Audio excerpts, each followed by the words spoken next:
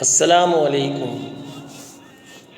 محرم الحرام اسلامی سن کا پہلا مہینہ ہے۔ اس مہینے کی 10 تاریخ کو یوم عاشوراء کہتے ہیں۔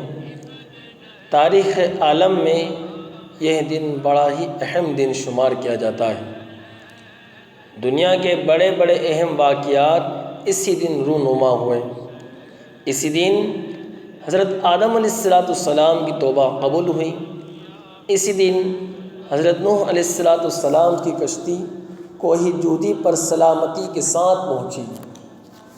اسی دن ابراہیم علیہ السلام کو خلیل اللہ کا لقب جلیل عطا کیا گیا۔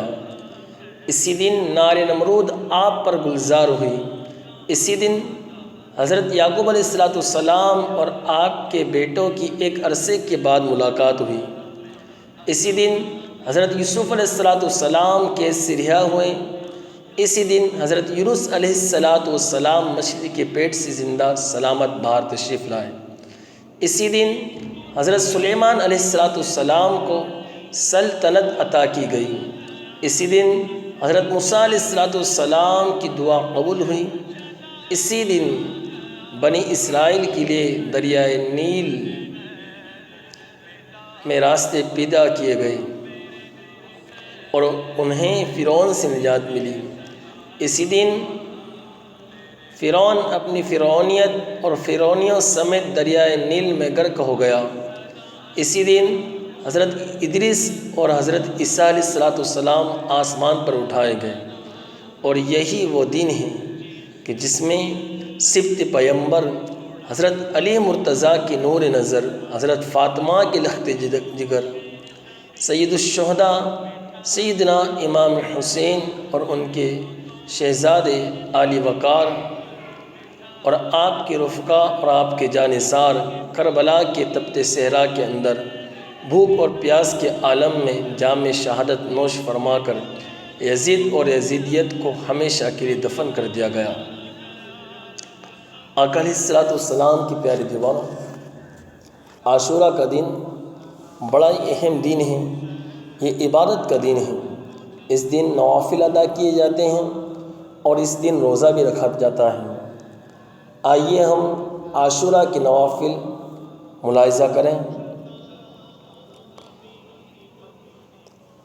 عاشوراء کی رات یعنی محرم کی 9 تاریخ گزر جانے کے بعد آنے والی رات 10 تاریخ رہے گی، اسے شب عاشوراء کہا جاتا ہے۔ شب عاشوراء کے اندر کچھ نوافل ہیں، میں انشاءاللہ آپ کو بتا رہا ہوں، ہو سکے تو آپ ضرور ادا کریں۔ سب سے پہلے ہم نیت کریں گے۔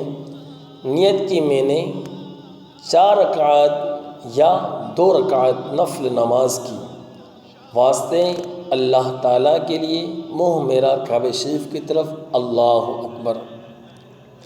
نفل نماز میں وقت کا نام لینا ضروری نہیں۔ شب عاشوراء کی 4 رکعات نفل ایک سلام سے ادا کریں۔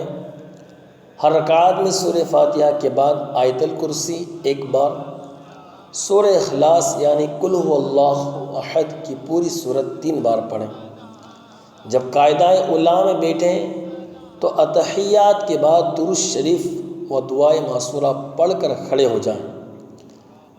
تیسری رکعت ثنا سے شروع کریں اور پھر سورہ فاتحہ، پھر کوئی سورت ملائیں، اس کے بعد رکوع اور دونوں سجدے سے نماز کو فارغ کریں۔ جب نماز سے ہم فارغ ہو جائیں تو سورہ اخلاص یعنی قل هو اللہ احد 100 مرتبہ پڑھیں۔ اس کے بعد 2 رکعات کی نیت کر کے 100 رکعت نفل نماز اسی رات یعنی عاشوراء کی رات میں پڑھیں۔ ہر رکعت میں سورہ فاتحہ کے بعد سورہ اخلاص یعنی قل هو اللہ احد 3 بار پڑھیں۔ نماز سے فارغ ہو کر 70 مرتبہ تسبیح پڑھیں، یعنی سبحان اللہ والحمد للہ ولا الہ الا اللہ واللہ اکبر۔